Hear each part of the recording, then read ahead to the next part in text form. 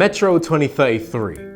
A game by 4A Games that came out during the early 2010s, and since then, the game has gained a cult following, many even seeing the Metro franchise as criminally underrated. At the time, Metro tried doing something a little different within the genre and tried pushing the creative innovation that the genre used to try and achieve, because if you don't remember correctly, the late 2000s was the start of a new era for first-person shooters. It was a genre innovating in huge ways, but as soon as the 2010s hit, it began moving away from the traditional warfare settings. Every major publisher was allowing their devs to be more creative within the genre just so they could stand out more, which is how we got the Battlefields, the Halos, and even the Far Cries, and probably the ones you probably forgot about, like Homefront. They were all trying to make a statement within the first-person shooter genre. It's just that Metro was that one game that most probably feel like could have used a bit more love. But due to the competition during the time, it was a game that most people probably missed out on or just completely forgot about. And truth be told, I'm not surprised because the game does look disgusting to look at, nor is it new player friendly, or nor did it work at release.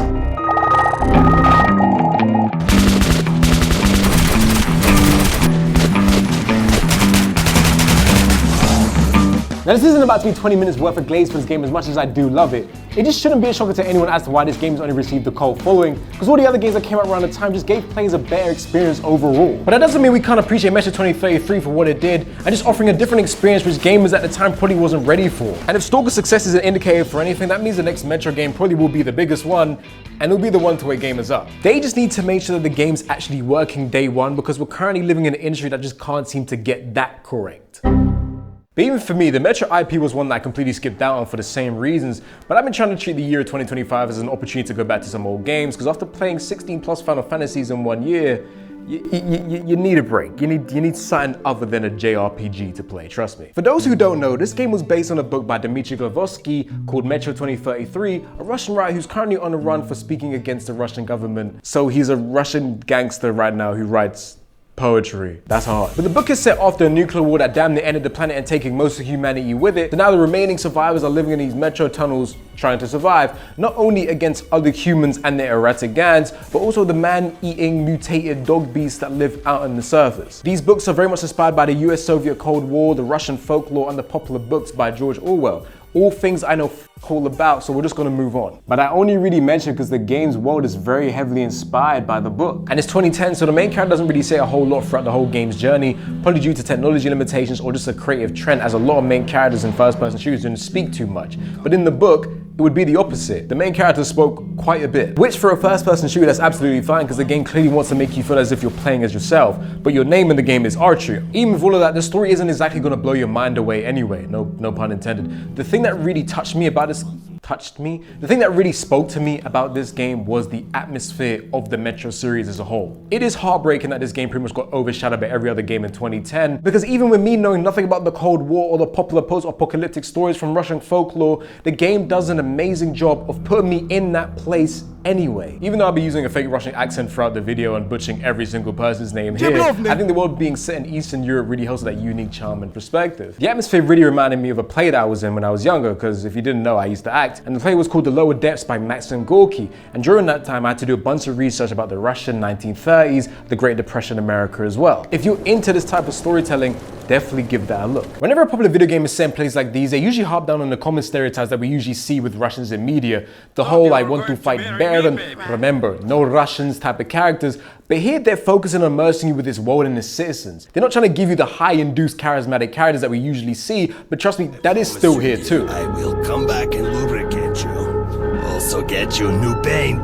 Oh, the great door! But from the beginning of the game, you feel the sense of community and the desperation, the hallways of people's homes, the look of the brokenness, conversations that are filled with laughter, but laughter that you know is extremely expensive because that's really all they have. It's beautifully voice acted. I mean, the whole thing is just a beautifully painted moving picture. Except that one kid that sounds like an adult who looks completely disgusting and ugly. It gave me the creeps. Before you even get into the story stuff, you get a glimpse of how the economy works, which very much reminded me of the Fallout series. The value of money means absolutely nothing in this world, and instead the ammo that you have is your net worth. I do find it interesting that Fallout New Vegas and this game mirror each other so well. Fallout New Vegas came out the same year, and surprised to absolutely nobody, it was far more successful. The things that New Vegas was doing just hit more for the casual audience more than Metro ever could. Where the Fallout flaws are very apparent because that game too was a giant broken clunky mess, the dialogue speech trees and the open world formula pretty much made the casual audience very much magnanimous to the broken flaws of New Vegas. To me though, Metro 2033's atmosphere surpasses anything that Bethesda's ever even tried to do. New Vegas does have Cass though, which, you know, Cass is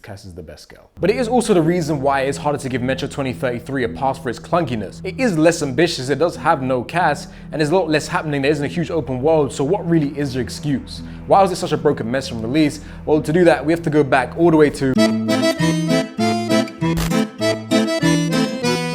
To tell the story, we have to go all the way to Kiev. And where is that? That's in Ukraine, where there was a kid called Sergei Kokokovich who had founded a video game company called CSG Game World. Anyway, this video game company started with 3 people. One person being his brother Evan Kokokovich and the other being Andrew Prokhorov. Don't know how they knew him. If he was a friend, I have no f***ing clue. But skipping ahead a bit, that team would then go on to have 15 people in the next couple of years. They hadn't spent much time developing their own games though. Instead, they were translating games for the rest of Eastern Europe, especially for Russia. It's unclear how much money they were making at the time. I kind of assume that Sergei may have just come from a rich background, but no, it just seems like he was just a very smart and intelligent teenager. It wasn't until 997 where the team had felt comfortable developing their own games, but were completely failing due to technical issues. But the team had gained a nice little reputation for itself, even getting looks from Activision Blizzard, who would then turn them down for an opportunity because the team was just so young and just not having much experience.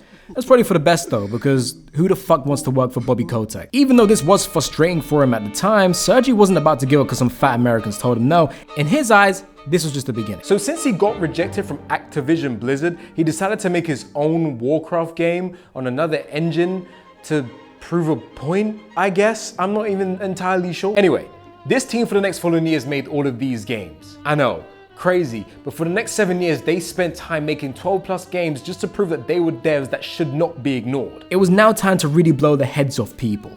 In 2007, they were ready to drop a game that they'd spent years making. The game was on a 4-year delay, but again, another video, I promise I'll make that video one day. The game was called Stalker, or Stalker, because they had to do that because of copyright. It's silly. But this would be the game to take the studio to different heights, selling 2 million copies within a year, making the studio a known force in the AAA space. They were on their way big time. Stalker 1 had reached amazing heights, selling 1 million copies within the first year and reviewing fairly well with gaming critics. The studio had done it. The gaming industry knew who they were now. And even though the team was having this much success, it was here where the turbulence started to happen within the team at GSC. Sergei, we are tired and exhausted. Let us take a break before the next game. No, we don't stop here, my friend. We must continue to create. We must endure and become the best. But Sergei, I haven't seen my family in weeks. Don't worry about your family. We are family now. We must continue and not stop. We quite frankly have had enough, my friend. You have prioritized money over your own people, and you owe us so much in royalties.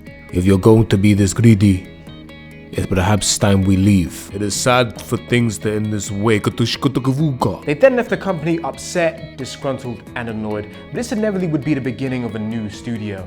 With the help of Industry Connects, Andrew and the other 2 dudes whose name I probably will butcher, so I won't even try and say, they made a new studio called 4A Games, and their first game being... Coming to the light! Slowly! I'll be damned! Bourbon! Hey guys, we'd better search these 2. The story for Metro is a simple one. You're basically just traveling from A to B. At first you're just doing it for mercenary purposes, but then it kind of slowly becomes into the Chosen One type of story, which at first I wasn't the biggest fan of initially. But I kind of came around on it because you are very much a human that can still die, and trust me, in this game, you will die a lot. It is so easy to turn this video into one of them regular video essays of me explaining the story, but the game is 13 years old at this point, so you've probably played it already, and even if you haven't, the game is less than 5 bullets on Steam, so just get your money up and just go play it for yourself. But even in 2025, going through the story is still quite a nice experience. You're basically a mercenary who gets asked to do the impossible because one of your homies died, but it very much feels like your character has nothing better to do, so he decides to go on a journey. But once you meet Bourbon, you start to realize that this journey might actually be a lot of fun. With Bourbon is where you might actually learn the ins and outs of the world of Metro, where he asks you about how dangerous it can be because of the mutants and the goons that's formed because of the war, and with him, you learn how scary this game can actually be. You start to see why people actually love this game. And like with every cool, charismatic character, they kill it. But don't worry though, here's a new card to show you that you're the chosen one and that you have a higher purpose, and he'll eventually fuck off too. It sounds really goofy, but that's pretty much because it is, but the way it grounds itself with a nice sense of realism really is beautiful. When it's time for you to feel tense and afraid, the game executes those feelings perfectly. What I love is that 4A Games didn't bite off more than they can chew. Like, yes, they made this game in about 5 years, but it was with a small team, so they really focused on things that really matter. I'm not entirely sure, but I wouldn't be surprised if they were completely reusing assets, especially for the train tunnels in some of the room. And they just spent time changing a few minor details to make it feel like you're actually traversing its world. Perhaps they may have had too much time though, because they even added a character who kind of breaks the fourth wall and talks to you if you bother him too much in one of the stations. Silly stuff developers like to do when they're on track. There's nothing playing. Shut the fuck up. But it's really good when good management and creativity meet hand in hand so they can make something that isn't overly ambitious or just out of their reach. Now, the game is very linear and it very much lacks the element of choices in terms of paths that you can take. It is just pushed forward through the stages of humans or non-human enemies, which can be annoying, but it also is good to minimize the chance of getting lost, which is likely to happen because this game is so fucking dark. Where the game does give you choices though is how you get through these sequences. Now, this is a game that doesn't really have a reward system, so there wasn't really much point of going stealth, so best believe I was a complete psychopath.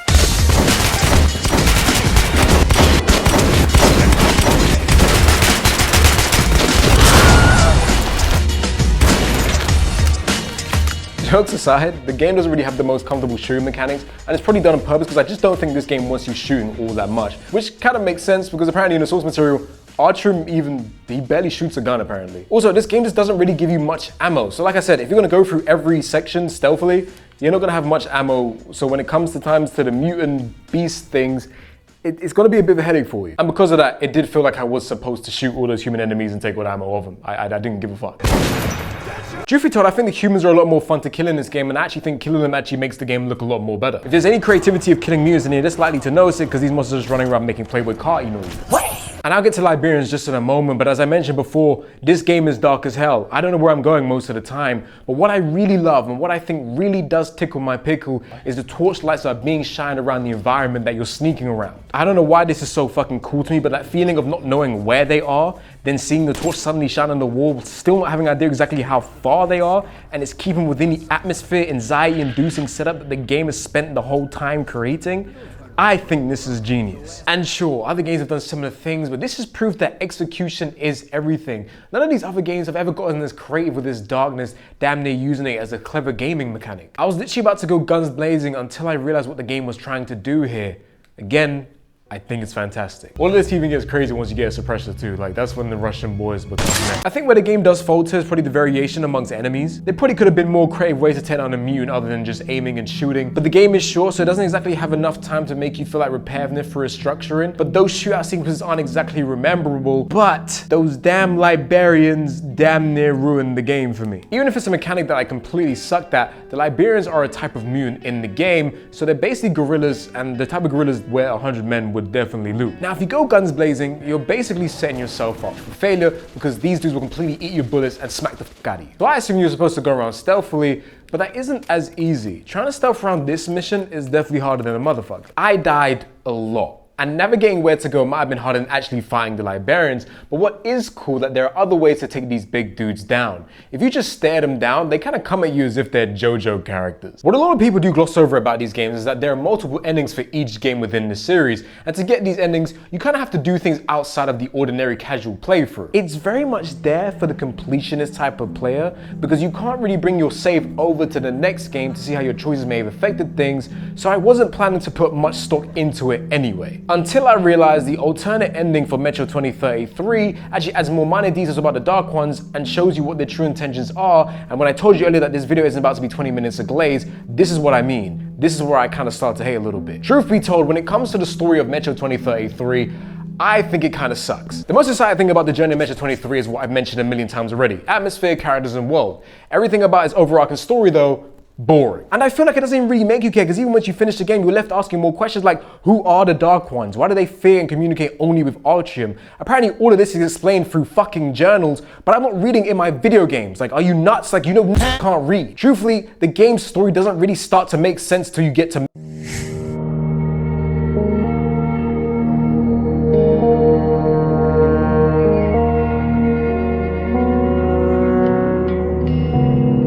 third time saying this now, ladies and gentlemen, and you was warned that this wouldn't be 20 minutes to glaze, because surprise, surprise, to absolutely nobody, Metro Last Light it's a bit shit. Perhaps I am being harsh, but it's very clear that 4A Games made this one in hopes to capture the casual audience of gaming at the time, because the clunkiness and the messy mechanics of 2033 were turning people off, as all the reviews were mentioning them. We all know that the gaming industry is a business, so 4A Games decided to conform to make the game more actiony, to the point where it feels like you're playing a Call of Duty campaign. And I'm not being hyperbolic here. Like, you really are spraying and praying almost every single level in this one. And don't even get me started on the story. Like, Arjun pretty much becomes Bruce Willis in this game. He finds this random chick who don't know where the hell she came from, and he's constantly aura farming at her. It's really weird. I really don't know what happened to Arjun between the first game and this game. It's only a year in between. But bro pretty much blew up a bunch of aliens, and now he thinks he's cool. He thinks he's an American politician or something. It almost feels like the devs for this game changed completely, but no, it's still them. But even without doing any research, you can tell that they were no longer following the books. Even though our Ukrainian gangster Dmitry is still writing here, it's unclear how much he was involved in the writing, but he is credited. So this is an original story, and believe me, you can definitely tell. And I'm trying to be magnanimous. Like, believe me, I really want to be, because the development of this game wasn't as smooth for the team of 4A. For whatever reason, the story of the development of this game isn't exactly highlighted within the industry, mostly because 4A themselves don't really want it to be known. Even with me finding it was completely accidental. Like, I really had to dig for this information. Matter of fact, it was Reddit told me. But it is really a story that's hard to come by, because 4A Games really don't want you to know about the struggles that they have. Apparently these dudes just have a lot of pride, and they just don't really want you feeling sorry for them. So I hope none of these devs find my video and get annoyed at me. Because I gotta be serious, just for a moment. There's a fantastic article, and I put it in the description, where it highlights the development of Last Light, and I highly implore you to read. The story is a reason why I enjoy making these videos, and I take so much time making them, because I want to make sure my research doesn't put these guys in a bad light, and actually really shows how much effort they put into it. The 2033 team was already small for what they were trying to accomplish, and even though they're double in size for Last Light, it probably still wasn't enough. These guys were working on a damn near non-existent budget, having to sneak things from the US back to the Ukraine like dev kits. They already had chairs and desks, but they couldn't really afford bigger ones because the space was just so small. And to top it all off, they had a strict deadline from THQ who was telling them, we want multiplayer and co-op, which they did do. They spent a year doing that stuff, but it didn't matter in the end because THQ went completely bankrupt because they were dumbasses. I know there's a community of people who don't like Last Light and see it as the weakest one, and I fully understand why. And I'm not telling you this to make you change your mind. I still think the game kind of sucks. I'm just someone who has a huge respect for passionate devs who care about the things that they make, especially in the year 2025 where so much slop comes out. I went on a whole ass tangent there, but I know the smart ones are probably thinking, why doesn't this dude like the game? Like, you didn't like the story of Metro 2033, but Last Light pretty much makes it feel complete. You said you went guns blazing in Metro 2033, so surely this game should have been for you, right? Which are brilliant points, and you're not exactly wrong at all. But this is why I say execution is everything when it comes to creativity in media. Yes, you could go guns blazing in Metro 2033, but there was still some sort of skill required. The levels to go guns blazing was still very much far in between, and you still had to be very much conscious on how much ammo that you actually had, especially when it came to the mutants. You were trying to take those mutants down as quick as possible without using too many resources, which pushed me to be more accurate with my weapon. Despite having a bunch of ammo, I still ended up broke. Broke meaning no ammo. This always felt like you had a decision whether to go loud or stealth throughout the game, and that decision that you make would have repercussions. I still don't know if that clunkiness for Metro 2033's shooting mechanics was on purpose, but it did add an extra layer of skill check. I admit I could be making 4A games seem smarter than they actually are, but it has one of those moments where the clunkiness charms actually adds to the experience. But scratch all of that, because we need to appeal to the morons of gaming who hate the game because it's hard and shoot, boom, boom, blah, blah, blah. And it was successful. Last Light was successful. The reviews did better than they did for 2033. So it is what it is. And truthfully, I am being hyperbolic and being a bit of an asshat, but even I could admit that if this was my studio, I'd very much do the same thing, because gaming is a business and you have to make money. And if you make more money, then you could eventually get to the game that you really want to make. And Metro Exodus is the game that they put a lot of effort in, but that's a video for another day. Surely Metro Last Light can't be all that bad though, right? No, in some ways it still very much is fun, and it does answer all the questions that I had for Metro 2033. The mutant aliens themselves do very much make an appearance here, and again, I won't explain the whole story, 5 bullets of steam. For the most part, this game very much is the same as the first. It gets a little bit more complex, there's a little bit more platforming sections, more bosses to push you to use more tools. You know, nothing crazy, nothing interesting really. But once I found the guy that I was hunting for earlier, the game gave me a choice to not unalive bro, and I love the fact that the game pushed me not to kill him.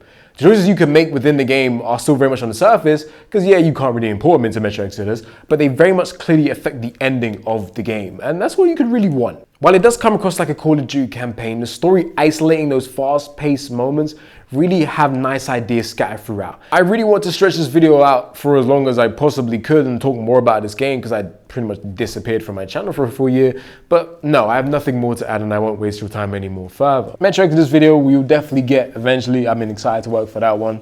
I just want to say a big thank you for everyone who pretty much supports the channel. For those who didn't donate money to the channel, like I really do appreciate you.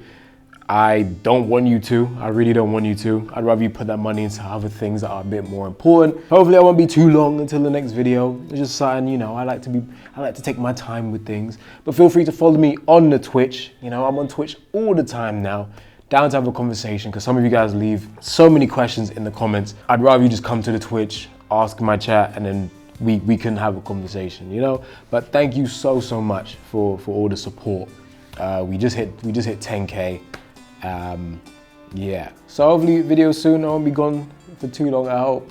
And yeah, Metro Last Light, Metro 2033 forever.